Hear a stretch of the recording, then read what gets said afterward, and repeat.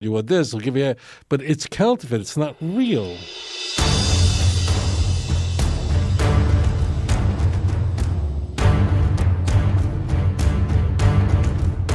You are live on the air. Please tell us your name, where you're calling from. Michael, I'm glad to be here again. Welcome. Shalom, Rabbi. I'm the only Jew in my town, so I'm surrounded by Baptists and what have you. And my mom's pastor and her came to me and said that the reason Jesus was tempted in the desert for 40 days and 40 nights is because he mirrors everything from Adam and the progression of man struggle through the centuries. And I don't know how to answer that. What are you asking? Just very clear. What are you asking? Saying is Jesus was tempted because he's mirroring the struggles of man's temptation and the Jews being in the desert for 40 years, and that they were being tempted throughout the entire time. You know, I've heard Christians talk about this, and I sometimes go, I don't get it. First of all, the Christian Bible explicitly says that God cannot be tempted. James chapter 1, verse 13. So I don't know what they're talking about. Now, it is true that in Hebrews chapter 4, verse 15, it says there that, for we do not have a high priest who cannot sympathize with our weakness, but one who has been tempted in all things as we are, yet he came out without sin. Okay? So the New Testament itself clashes on this. Hebrews is systematically seeking to show that Jesus is a high priest, not in the order of the Levitical order, but Melchizedek. Makes no sense at all. But if you're saying that God was tempted, like what? James had the brains to say that God cannot be tempted. Do you really think that, like, Jesus saw I'm trying to, like, Jesus saw, like, a gay bar and thought he would go in. The Roman Empire had a big issue of homosexual promiscuity. We know that. We know that from huge sources. So they had bathhouses where naked men went and everything went down. Okay?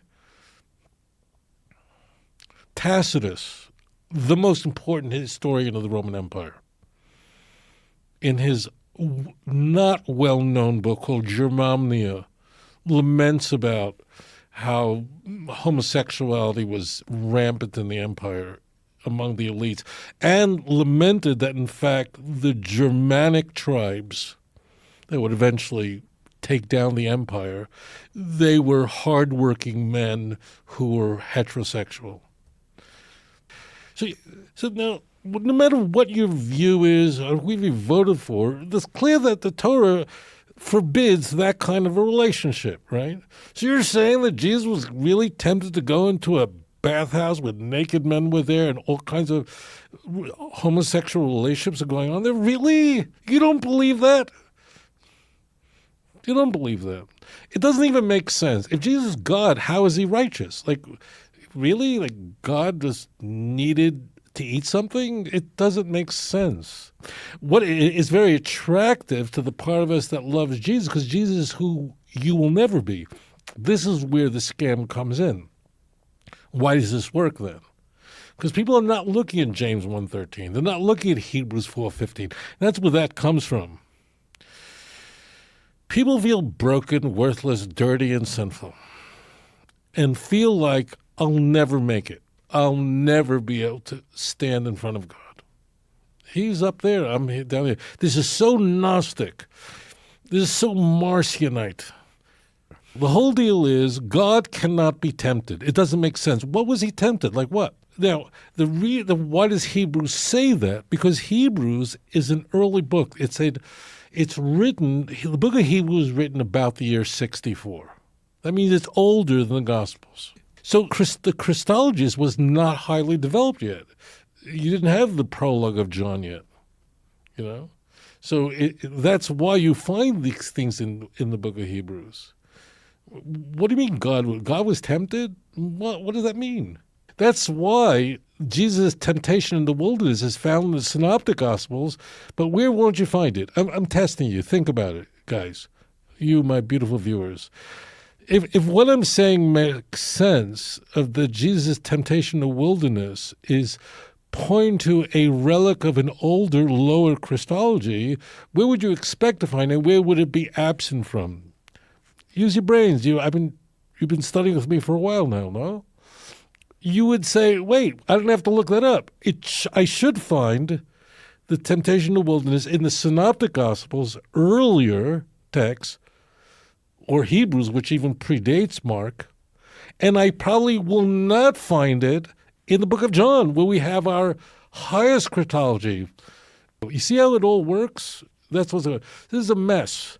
But the idea is, what sells Christianity? Why do people believe in this? Because people feel dirty, sinful, worthless, hopeless, and Jesus is somebody you will never be.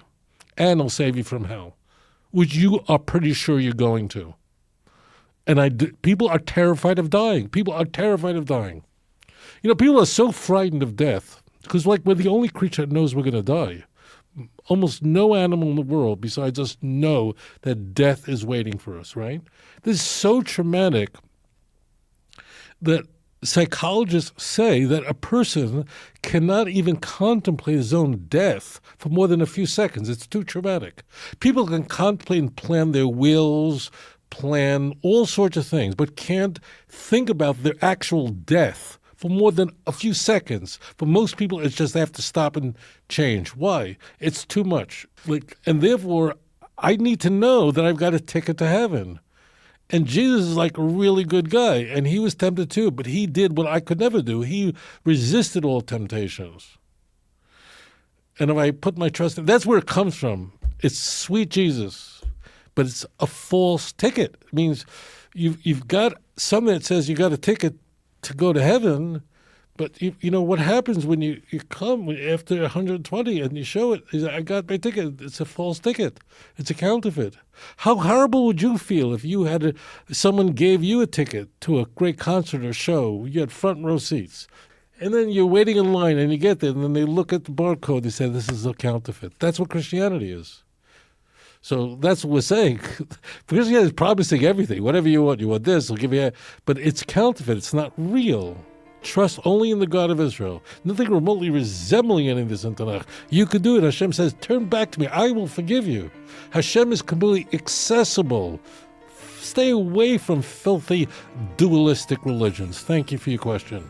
Adon olam asher malach בטרם כל יציר נברא לעת נעשה בחפצו כל אזי מלך שמו נקרא ואחרי ככלות הכל לבדו אם לא